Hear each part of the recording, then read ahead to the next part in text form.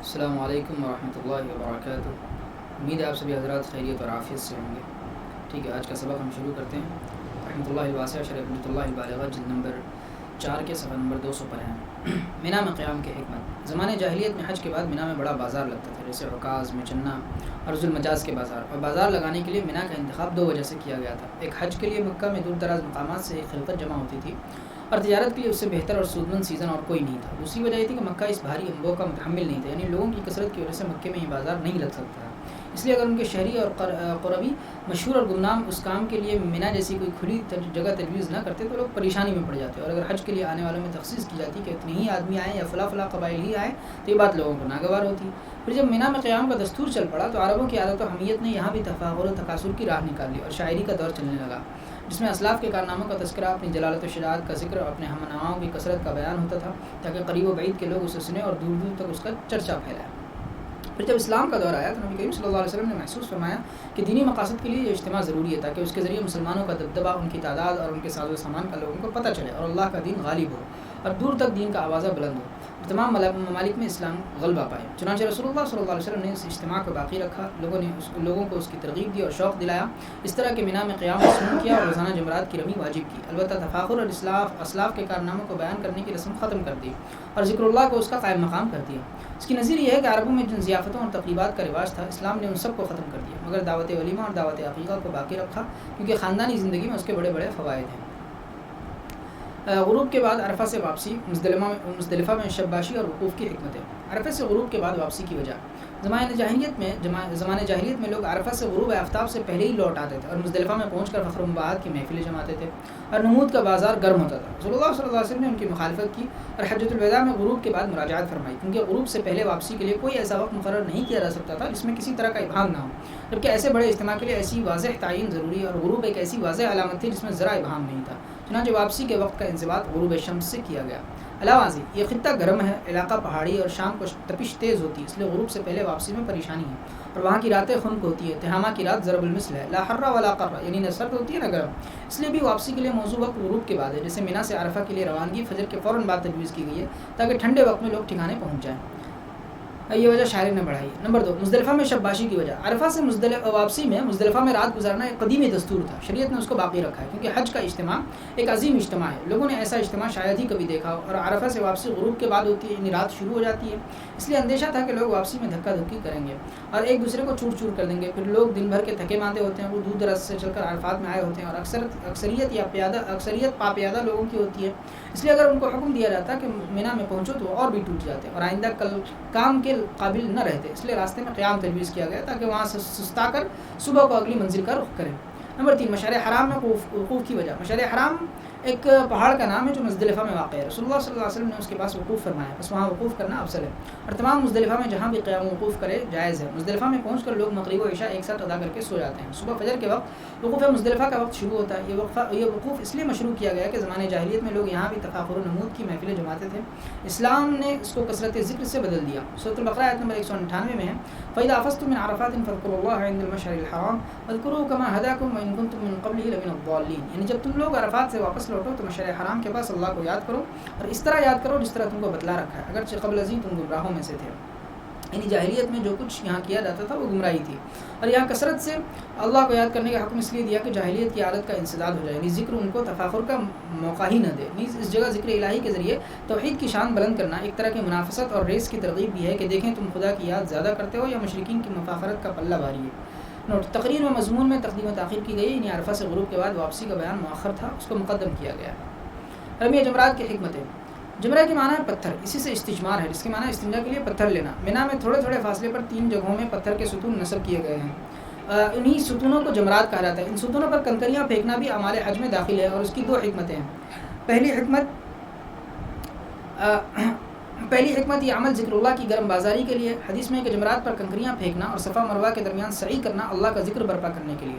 مینا کے ایام میں ان جمرات پر دوپہر سے لے کر رات تک ذکر اللہ کا وہ غلغلہ بلند ہوتا ہے کہ بس دیکھنے ہی سے تعلق رکھتا ہے، اور ہزاروں آدمی جب ایک ساتھ اللہ کی کبریائی کا نعرہ بلند کرتے ہیں اور جمروں پر کنکریاں مارتے ہیں تو اس وقت جو روحانی منظر ہوتا ہے وہ اہل بصیرت کے لیے ایک ایمان افروز عمل ہوتا ہے۔ سوال، اللہ کا ذکر تو کنکریاں پھینکے بغیر بھی ہو سکتا ہے، پھر تکبیر کے ساتھ رمی بھی کیوں تجویز کی گئی؟ جب آپ ذکر کے اہتمام کے لیے ذکر کی تعین ضروری ہے، اور تعین کی سب سے بہتر صورت یہ ہے کہ ذکر کا وقت اور جگہ متعین کر دی جائے، اور ساتھ ہی کوئی ایسی چیز بھی لگا دی جائے جو ذکر کی تعداد کی نگہبانی کرے اور ذکر کے پائے جانے کو اس طرح علی الاعلان ثابت کرے کہ اس میں کوئی خفا باقی نہ رہے۔ اسی مقصد سے ہاتھ میں تسبیح لے کر ذکر کیا جاتا ہے۔ غرض ہر تکبیر کے ساتھ ایک کنکری پھینکنے کا عمل بھی اسی مصلحت سے تجویز کیا گیا۔ سوال: جب رمی کا عمل ذکر اللہ کو برپا کرنے کے لیے تو پھر 7 تکبیروں پر بس کیوں کیا جاتا ہے، اور رمی کے ساتھ اس کو مقید کرنے کی کیا ضرورت ہے؟ مناسب یہ تھا کہ لوگ وہاں دیر تک ذکر میں مشغول رہیں۔ جواب: ذکر اللہ کی 2 قسمیں ہیں۔ ایک وہ ذکر اللہ جس کا مقصد یہ اعلان کرنا ہوتا ہے کہ ذاکر اللہ کے دین کا تابعدار ہے۔ اس نوع کے ذکر کے لیے مجموعوں کا انتخاب کیا جاتا ہے، وہ ذکر تنہائی میں نہیں کیا جاتا، اور اس نوع کے ذکر میں تکثیر بھی مطلوب نہیں ہوتی، چند بار نعرہ لگانے پر اکتفا کیا جاتا ہے۔ چنانچہ مینا میں تنہائی میں ذکر کرنا کافی نہیں قرار دیا گیا، بلکہ جمرات کے پاس مجمع میں ذکر ضروری قرار دیا، اور اس موقع پر ذکر کی تکثیر کا بھی حکم نہیں دیا۔ ساتھ ہی مرتبہ تکبیر کے ساتھ کنکریاں پھینکنا کافی قرار دیا گیا۔ دوسری نوع وہ ذکر ہے جس سے مقصود نفس کی تربیت ہے، یعنی اس کے ذریعے نفس کی توجہ خدائے قدوس کی طرف موڑنا مقصود ہوتا ہے۔ اس نوع کے ذکر میں تکثیر مطلوب ہوتی ہے اور تنہائی میں کیا جاتا ہے۔ سالکین اپنی خلوت گاہوں میں پہروں اس نوع کے ذکر میں مشغول رہتے ہیں، کیونکہ ایسا ذکر بکثرت کیا جائے تبھی نفس انوار الہی سے بہراور ہوتا ہے۔ دوسری حکمت: بعض تاریخی اور تفصیلی روایت میں یہ بات آئی ہے کہ شیطان نے 3 مرتبہ حضرت ابراہیم علیہ السلام کو حکم الہی کی تعمیل سے روکنے کی کوشش کی تھی، اور ہر بار آپ نے اسے 7 کنکریاں مار کر دفع کیا تھا۔ مینا میں آج تک انہی مقامات میں یہ محبوب عمل دہرایا جاتا ہے، کیونکہ اکابر کے ایسے بابرکت عمل کی نقل کرنے سے نفس کو نہایت قوی تنبیہ ہوتی ہے کہ اسے بھی اپنے اوپر شیطان کا داؤ چلنے نہیں دینا چاہیے۔ ہدی کی یعنی حج کی قربانی کی حکمت: 10 ذی الحجہ کو مینا میں رمی کے بعد حج کی قربانی کی جاتی ہے۔ یہ قربانی مفرد کے لیے مستحب ہے اور متمتع اور قارن پر واجب ہے۔ یہ تشبیہی اور تذکاری یادگاری عمل ہے، یعنی ابراہیم علیہ السلام کے عمل سے مشابہت پیدا کرنا مقصود ہے۔ حضرت ابراہیم علیہ السلام نے اللہ کے حکم کی تعمیل میں اور اللہ سے لو لگاتے ہوئے مینا میں اپنے اکلوتے بیٹے حضرت اسماعیل علیہ السلام کی قربانی پیش کی تھی۔ حجاج بھی آپ کی موافقت کرتے ہیں۔ اللہ تعالیٰ نے حضرت ابراہیم اور عربوں کے جد امجد حضرت اسماعیل علیہ السلام پر جو نعمت فرمائی تھی، حضرت اسماعیل علیہ السلام کو قربان ہونے سے بچا لیا تھا، حضرت ابراہیم علیہ السلام کو امتحان میں کامیاب فرمایا تھا، اس کی یاد تازہ کرنا بھی مقصود ہے، کیونکہ ان اکابرین کا عمل جیسا عمل اسی وقت میں اور اسی جگہ میں کرنا اس کو بہت زیادہ چوکنا کرتا ہے کہ ہمیں بھی اب قربانی کے لیے تیار رہنا چاہیے۔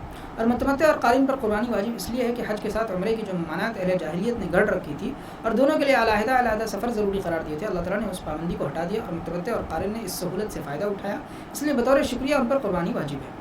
حلق یعنی سر منڈا کر احرام کھولنے کی حکمت: قربانی کے بعد احرام کھولا جاتا ہے۔ احرام کھولنے کا افضل طریقہ سر منڈانا ہے، قصر کرانا یعنی سر کے بال چھٹوانا ثانوی طریقہ، یہاں افضل طریقے کی حکمت بیان کی گئی ہے۔ اس طرح نماز کے تحریمہ سے نکلنے کا طریقہ سلام پھیرنا ہے، اسی طرح احرام سے نکلنے کا طریقہ حلق ہے۔ یہ طریقہ 2 وجہ سے تجویز کیا گیا۔ پہلی وجہ احرام سے نکلنے کا ایک مناسب طریقہ ہے، یہ ایک مناسب طریقہ ہے، وقار کے خلاف نہیں، اس لیے یہ طریقہ متعین کیا گیا، کیونکہ اگر لوگوں کو آزاد چھوڑ دیا جاتا کہ وہ جس طرح چاہیں منافی احرام عمل کے ذریعے احرام سے نکل سکتے ہیں، تو معلوم نہیں لوگ کیا کیا حرکتیں کرتے ہیں، کوئی جمع کرتا، کوئی شکار کرتا اور کوئی اور کچھ عمل کرتا۔ جیسے نماز سے نکلنے میں آزادی دے دی جائے کہ لوگ کوئی بھی منافی نماز عمل کر کے نماز سے نکل سکتے ہیں، تو لوگ معلوم نہیں کیا کیا نامناسب حرکتیں کر کے نماز سے نکلیں گے، اس لیے سلام کے ذریعے سے نماز سے نکلنا واجب کیا گیا، کیونکہ یہ ایک باوقار طریقہ ہے اور فی نفسی بھی ایک ذکر ہے۔ اسی طرح احرام سے نکلنے کے لیے بھی ایک ایسی راہ تجویز کی گئی جو متانت کے منافی نہیں ہے۔ دوسری وجہ، احرام میں سر مٹی سے بھر جاتا ہے، جڑوں میں گرد اور میل جم جاتا ہے، اس لیے سر کا تفت میل کچیل اسی وقت خوب دور ہو سکتا ہے جب سر منڈ دیا جائے، اس لیے یہ طریقہ افضل ہے۔ حج کا ایک اہم رکن طواف زیارت ابھی باقی ہے، پھر اس سے پہلے احرام کیوں کھول دیا گیا؟ جواب: جب لوگ بادشاہوں کے دربار میں حاضری دیتے ہیں تو خوب صفائی کر کے بند سور کر حاضر ہوتے ہیں، اس طرح لوگوں کو طواف زیارت کے لیے اپنا حال درست کر کے حاضر ہونا چاہیے۔ سر گرد سے صاف کر لیں، بدن سے میل دور کریں اور سلے ہوئے موزون کپڑے پہن کر دربار خداوندی میں طواف زیارت کے لیے حاضری دیں۔ اسی مقصد سے طواف زیارت سے پہلے احرام کھولنا مشروع کیا گیا، چنانچہ یہ احرام جزوی طور پر کھلتا ہے، یعنی صرف تزیین کی حد تک کھلتا ہے۔ بیوی کے ساتھ معاملہ کرنے میں ابھی احرام باقی ہے، کیونکہ ابھی حج کا ایک اہم رکن طواف زیارت باقی ہے۔ طواف کا طریقہ: احرام کھولنے کے بعد طواف زیارت کیا جاتا ہے، اس لیے طواف کا طریقہ بیان کرتے ہیں کہ پہلے حجر اسود پر پہنچے، اس کو چھوئے اور چومیں، پھر دائیں جانب چلے اور 7 چکر لگائے، یہ ایک طواف ہوا۔ ہر چکر میں جب حجر اسود کے پاس پہنچے تو اس کو چھوئے اور چومیں یا چھڑی وغیرہ سے اس کی طرف اشارہ کرے اور تکبیر کہہ کر آگے بڑھے، اور جب رکن یمانی پر پہنچے تو اس کو صرف چھوئے، چومے نہیں۔ طواف کے لیے نماز کی طرح طہارت اور ستر پوشی ضروری ہے، البتہ دوران طواف بات کرنا جائز ہے، مگر بے ضرورت باتیں نہ کرے، ذکر میں مشغول رہے۔ ہاں، خیر کی بات کہنے میں کچھ حرج نہیں، مثلا کسی کی مزاج پرسی کر لی یا کسی کو کوئی مسئلہ بتا دیا تو اس میں کچھ حرج نہیں۔ پھر طواف کے بعد مقام ابراہیم پر آئے اور 2 گانا طواف ادا کریں۔ حجر اسود سے طواف شروع کرنے کی وجہ، طواف کسی نہ کسی جگہ سے شروع ہوگا اور طواف میں کسی خاص رخ پر چلنا ہوگا، اس لیے قانون سازی کا تقاضا ہے کہ دونوں باتوں کی تعین کی جائے، اور یہ بات واضح ہے کہ طواف کی ابتدا کے لیے حجر اسود سے بہتر کوئی جگہ نہیں ہو سکتی، کیونکہ یہ ایک متبرک پتھر ہے جو جنت سے اترا ہے، اور دائیں جانب بھی ایک مبارک جہت ہے، بائیں پر اس کو فضیلت حاصل ہے، اس لیے حجر اسود سے طواف کی ابتدا اور دائیں جانب چلنا تجویز کیا گیا۔ طواف قدوم کی وجہ، قدوم کے معنی ہے آنا، جب آفاقی حج کا احرام باندھ کر مکہ مکرمہ پہنچے تو طواف قدوم مسنون ہے، کیونکہ حج کا طواف زیارت 10 ذی الحجہ کو کیا جائے گا، اور جس طرح نماز کے لیے کوئی شخص مسجد میں پہنچتا ہے اور وقت میں گنجائش ہوتی ہے تو دوگانہ تحیۃ المسجد مسنون ہے، اسی طرح یہ طواف قدوم بھی مسنون ہے۔ اور طواف قدوم میں 2 حکمتیں، ایک مثبت پہلو سے، دوسرے منفی پہلو سے۔ مثبت پہلو سے یہ حکمت ہے کہ طواف تحیۃ المسجد کی طرح بیت اللہ کی تعظیم کے لیے کیا جاتا ہے، یعنی کعبہ شریف کا یہ حق ہے کہ آتے ہی اس کا طواف کیا جائے، جیسے مسجد کا یہ حق ہے کہ اس میں داخل ہوتے ہی نماز پڑھی جائے۔ اور منفی پہلو سے حکمت یہ ہے کہ بیت اللہ کی بے ادبی سے بچنا ضروری ہے، کیونکہ طواف کی جگہ میں یعنی بیت اللہ کے پاس جب طواف کے لیے موقع بھی ہو اور طواف کے تمام اسباب بھی مہیا ہو، حیض وغیرہ کوئی چیز مانے نہ ہو، پھر بھی طواف کرنے میں دیر کرنا ایک طرح کی بے ادبی ہے۔ رمل اور استوا کی حکمت، رمل ایک خاص انداز کی چال کا نام ہے جس میں طاقت و قوت کا اظہار ہوتا ہے، اور وہ انداز یہ ہے کہ آدمی چھوٹے چھوٹے قدم رکھ کر کندھے ہلاتا ہوا ذرا تیز چلے، جس طرح پہلوان اکھاڑے میں اترتا ہے تو چلتا ہے۔ اور استوا کے معنی دائیں بغل سے چادر نکال کر بائیں کندھے پر ڈال لینا، یہ وضع رمل میں سہولت کے لیے۔ مسئلہ، کعبے کے پہلے طواف میں جس کے بعد سعی بھی کرنی ہو، پہلے 3 پھیروں میں رمل کرنا اور باقی 4 پھیروں میں حسب عادت چلنا مسنون ہے۔ بس عمرے کے طواف میں اور طواف قدوم میں جبکہ اس کے بعد حج کی صحیح کرنے کا ارادہ ہو تو یہ عمل مسنون ہے، اور اگر اس وقت صحیح کرنے کا ارادہ نہ ہو تو طواف قدوم میں رمل اور استوا کرے، بلکہ طواف زیارت میں رمل اور استوا کرے اگر اس نے کپڑے نہ پہن لیے ہوں، اور یہ عمل 2 سبب سے مسنون ہے۔ پہلا سبب، حضرت ابن عباس رضی اللہ عنہ نے بیان کیا کہ 7 ہجری میں جب رسول اللہ صلی اللہ علیہ وسلم نے صحابہ کے ساتھ عمرہ کیا تو مشرکین نے آپس میں کہا کہ مسلمانوں کو مدینے کے بخار نے نحیف کر دیا، آؤ دیکھیں وہ طواف صحیح کیسے کرتے ہیں،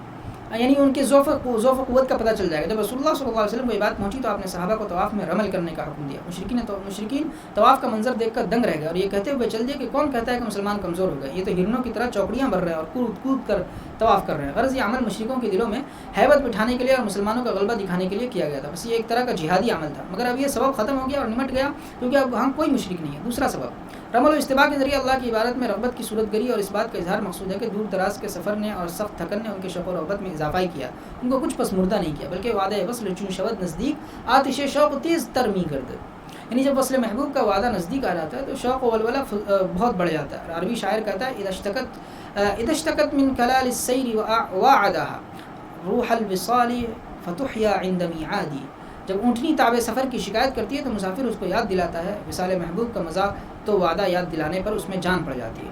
فائدہ، حضرت عمر رضی اللہ عنہ نے اپنے خلافت کے زمانے میں رمل اور استوا کو اس کے پہلے سبب کے ختم ہو جانے کی وجہ سے چھوڑ دینے کا ارادہ کیا تھا، مگر پھر آپ کی سمجھ میں اجمالاً یہ بات آئی کہ شاید اس کا کوئی اور ایسا سبب ہو جو منقضی ہونے والا نہ ہو، اس لیے آپ نے رمل اور استوا نہیں چھوڑا، اور یہ بات اس طرح سمجھ میں آئی کہ رسول اللہ صلی اللہ علیہ وسلم نے حجۃ الوداع میں بھی یہ اعمال کیے ہیں جبکہ وہاں کوئی مشرک موجود نہیں تھا۔ ٹھیک ہے، آج ہم یہیں تک رہنے دیتے ہیں، بہت شکریہ، جزاکم اللہ خیر، السلام علیکم ورحمۃ اللہ وبرکاتہ۔